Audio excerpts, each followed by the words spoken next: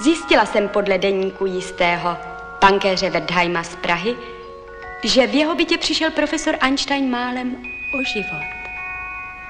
No a my v roce 1911 jenom nepatrně pozměníme historii. Zdržíme o několik málo vteřin osud. Pan bankéř Wertheim do dveří nevstoupí. Profesor Einstein ze židle nevstane. A lustr ho zabije.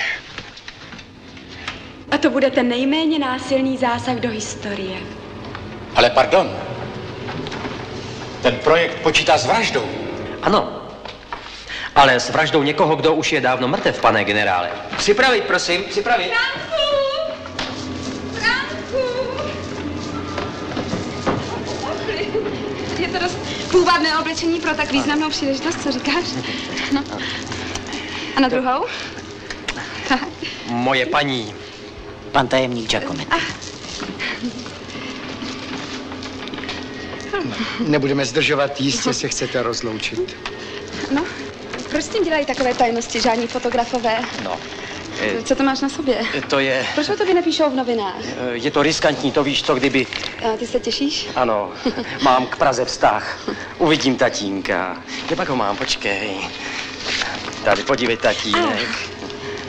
Moment.